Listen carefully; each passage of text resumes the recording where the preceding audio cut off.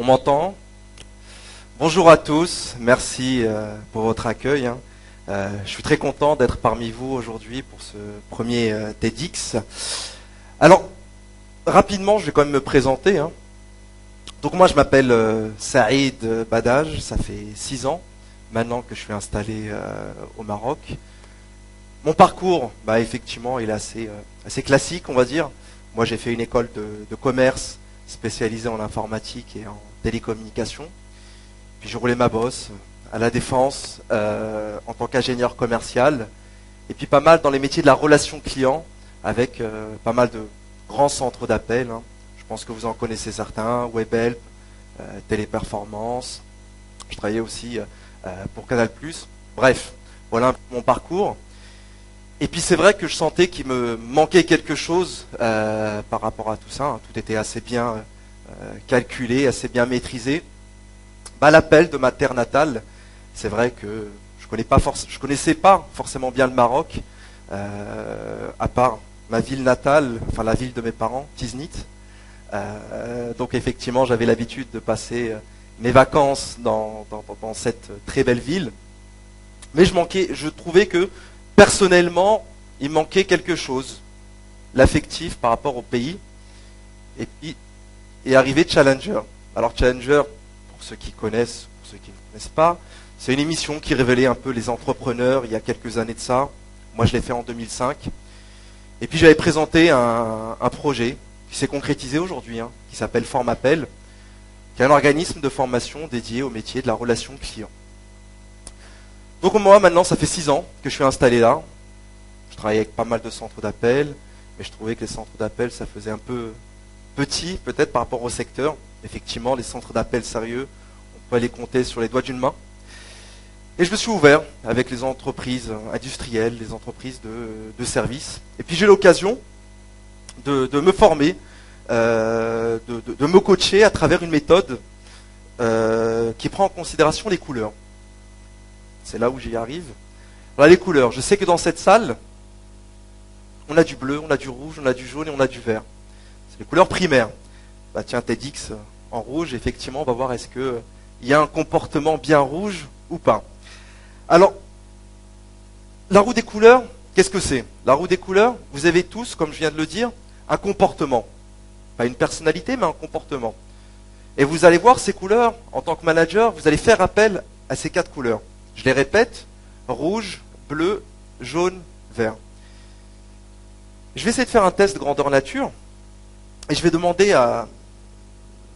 Essayez de réfléchir sur vous-même à une couleur que vous aimez, à une couleur qui peut vous représenter, à une couleur qui vous identifie.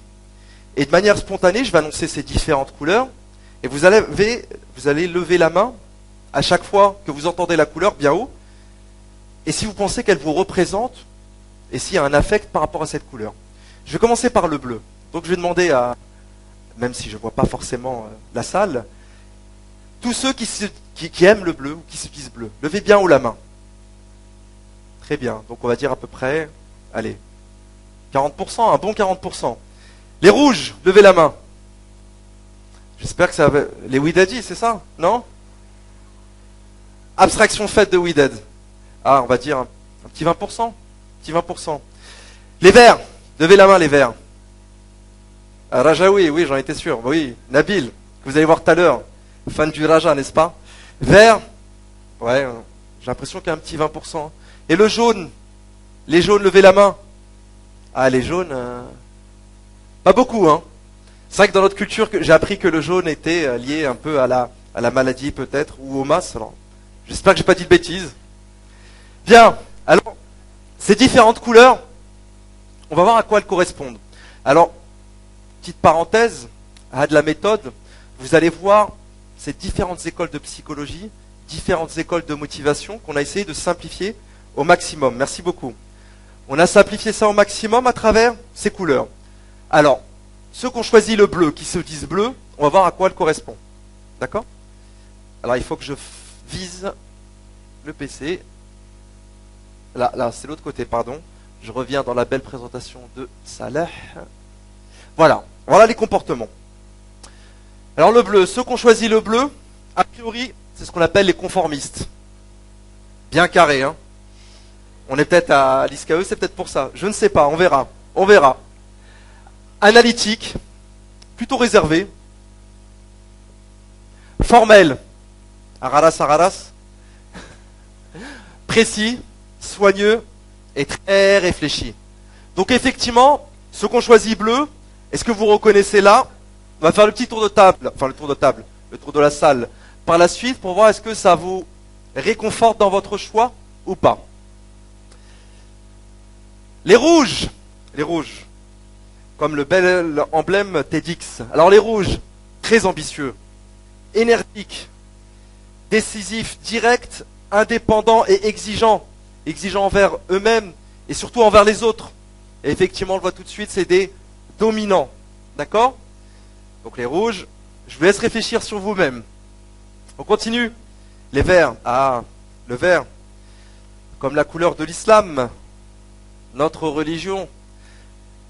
Le vert, c'est le calme. C'est quelqu'un de très attentionné, encourageant, méthodique et surtout modeste, les pieds sur terre. Donc effectivement, c'est quelqu'un qui a une grande qualité d'écoute, quelqu'un qui est stable. Et on termine par le petit 5% qu'on avait dans la salle, mais j'en suis convaincu qu'il y en a beaucoup. Les jaunes. Les jaunes, alors je vais essayer de vous décrire, peut-être vous ne voyez pas très bien. Alors c'est des gens très expressifs, enthousiastes, amicaux, démonstratifs, communicatifs et toniques. C'est des gens qui cherchent à influencer, qui ont un relationnel très facile. Alors je vous avoue que, tiens, si j'entends les gens qui parlent, je suppose qu'ils réfléchissent un peu sur eux-mêmes ou sur leur entourage peut-être. Non? Oui, non, non? Bien. Alors, moi je vous avoue, lorsque je suis arrivé au Maroc, j'étais très très jaune. Et je le suis encore, je pense. Je suis quelqu'un de très sociable, qui va facilement vers les gens. C'est peut-être le métier qui veut ça. Et aujourd'hui, j'essaie de travailler un peu mon opposé. Parce que je pense que vous avez compris que le jaune est un peu l'opposé du bleu et le vert est un peu l'opposé du rouge. Effectivement, je sais que quand on est entrepreneur, il est important aussi d'être assez cartésien, de savoir aligner les choses de manière assez formelle. On en a besoin de temps en temps. Ce que je dirais plus, être un bon gestionnaire. Je ne sais pas comment tient Salah, je ne sais pas s'il me voit. Je pensais à lui tout à l'heure lorsqu'il me faisait sa présentation. Il nous présentait beaucoup son acolyte Martine. Je ne sais pas quelle couleur est Martine, je ne sais pas si Salah pourra me le dire après. J'imagine peut-être que ça doit être son opposé. Je ne sais pas, je sens bien, je vais faire le test avec Salah, s'il le permet.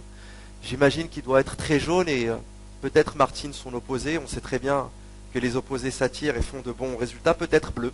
Il me confirmera peut-être après la présentation. Alors, je vais rentrer dans le détail peut-être rapidement, parce que ça peut être intéressant de vous poser la question. Il est important aujourd'hui en tant que manager de mieux se connaître pour mieux communiquer avec les autres. Effectivement, si on rentre dans le détail, je ne vais pas les lire, mais bon, très rapidement, pour confirmer un peu les quelques idées que nous avons eues sur le bleu. Le bleu, effectivement, c'est quelqu'un qui a des actions réfléchies, et lorsqu'il prend une décision, elle est sûre. Il aime l'organisation et les structures. Ah, comme l'équipe du TEDx. Il n'aime pas être impliqué. Effectivement, il est un peu en retrait, on l'a vu tout à l'heure. Il s'intéresse aux détails. Effectivement, c'est quelqu'un qui pose beaucoup de questions, qui cherche à comprendre. Et il en a besoin.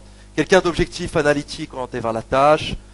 Juste, bref, je vous laisse parcourir avec vos propres yeux les différentes qualités du bleu. Et vous avez vu, il a talent pour analyser les problèmes. Le rouge. Le rouge. Action résolue, décision rapide. Effectivement, c'est un battant le rouge.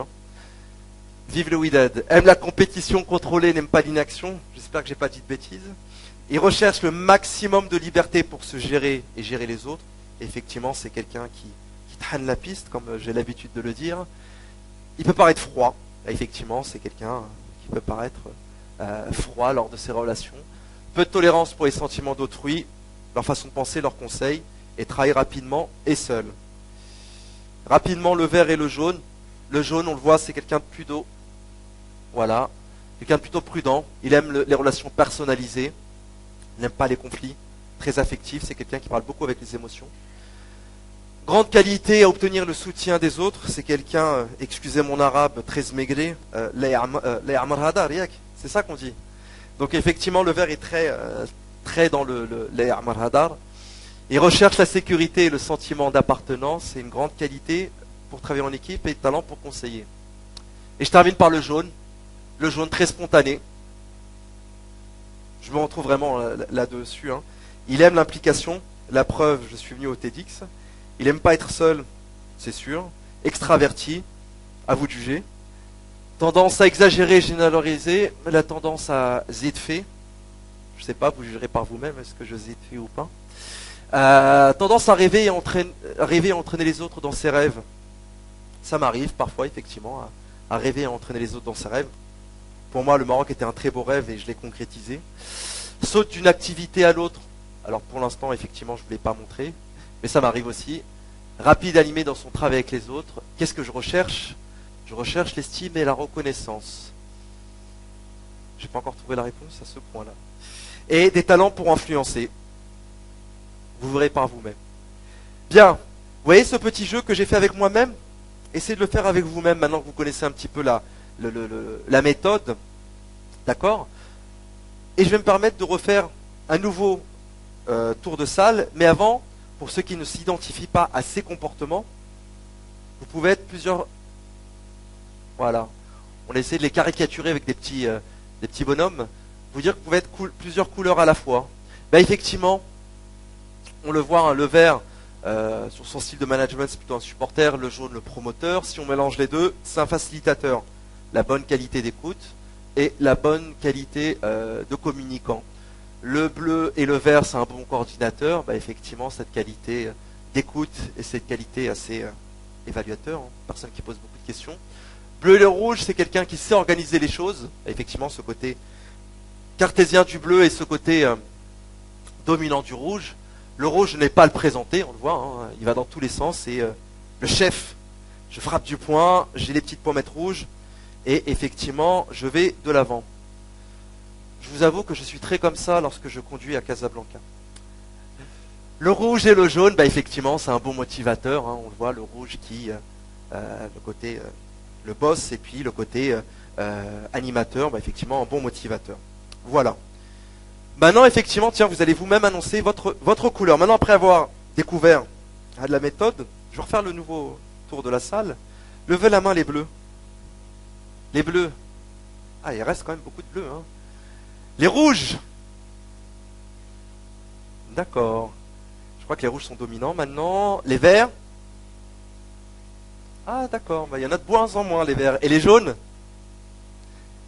Ah, bah ça y est, ils ont disparu complètement. Hein. Je suis étonné. Mais bon. Donc je suis un des rares représentants du jaune dans cette salle. C'est ce que vous êtes en train de me dire. Non? D'accord, j'ai bien compris. Bien, donc a priori, nous avons tous des managers, des trains de la piste alors, c'est ça, des futurs trains de la piste. Bien, alors maintenant pour les autres, train de la piste, je crois que c'est une expression qu'on utilise beaucoup, je sais pas, c'est une expression peut-être, train de baguette, oui, ouais. Je vous l'ai dit, hein, ça fait 6 ans, j'essaye de faire un effort, mais bon. Alors maintenant que vous avez ça, le but c'est de ne pas changer forcément votre couleur. Mais le but, c'est de chercher à s'adapter à l'autre. D'accord? Maintenant, j'espère, hein, vous avez peut-être eu cette réflexion sur vous-même. Le but, c'est vous dire, voilà, je suis ce que je suis cette couleur. Effectivement, j'ai des dominantes. Maintenant, comment je vais faire pour pouvoir m'adapter à l'autre? Bah, vous allez voir que la communication, c'est quelque chose de très important dans notre métier, dans votre futur métier, surtout dans tout ce qui est métier de communication. Bah, vous allez voir qu'il est très important de pouvoir vous adapter aux autres. Bah, qu'est-ce que nous dit la méthode par rapport à l'adaptation aux différentes couleurs? Donc moi aujourd'hui, si je dois m'adapter à votre côté rouge, bah, effectivement, je sors ma petite botte magique qui est bah, effectivement comment communiquer. On va commencer par le bleu, mais le bleu, il y avait quand même une belle majorité aussi de bleu, même si le rouge est très dominant dans la salle. Bah, effectivement, je vais devoir m'adapter à vous avec une adhésion à votre côté approche organisée, rationnelle et factuelle. Ben effectivement, voilà le côté bleu. J'imagine que effectivement, quand on est étudiant, je l'ai été aussi, On a un côté assez formel, on suit un cadre, effectivement, et puis on a besoin beaucoup d'analyse, donc c'est important. Donc moi, si je dois m'adapter à vous, aux gens bleus, bah, je vais devoir être précis et vous laisser le temps de réfléchir. Effectivement, la notion de temps par rapport au bleu est très importante. Dans tout plan d'action, listez les avantages et inconvénients. C'est ce que vous avez fait, les gens du TEDx? Avantages, inconvénients? Oui? Donnez des preuves solides, tangibles et factuelles. Alors ne les touchez pas. Je ne vais pas m'amuser à toucher les bleus. Mais bon, après, c'est peut-être le côté un peu relatif de la méthode. Il faut vous dire que cette méthode, elle vient un peu de l'axe du Nord, hein, Europe et États-Unis. Nous, au Maroc, on est plutôt tactile, hein, donc effectivement, c'est discutable. Et rappelez-vous que leur univers est celui des règles respectées. Si vous voulez avancer avec un bleu, il est très important de respecter ce point-là. Alors, comment je vais faire maintenant pour m'adapter à vous, les rouges? Je sors ma botte magique. Vous allez me confirmer ou pas, hein, d'accord? Vous me dites oui ou non à chaque fois. Soutenez leur but et leur objectif. Non? Il y a un rouge qui a dit non? Bah effectivement, je pense que le rouge, c'est quelqu'un, il a des buts et les deux objectifs. Et effectivement, c'est comme ça qu'on doit apprendre à communiquer avec lui. Parlez-leur de défis, de résultats concrets. C'est un homme de challenge. C'est un challenger, on peut le dire. Argumentez des faits et non des sentiments personnels.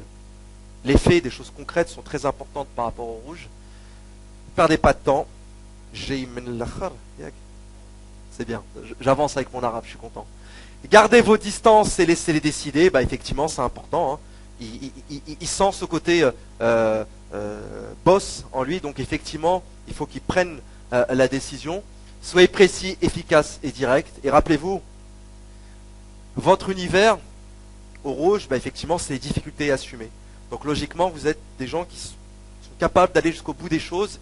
Et si je rencontre une difficulté, je vais tout faire pour passer outre. Oui? Il y a un oui hésitant quand même. Hein. Allez, on continue pour les autres, les verts.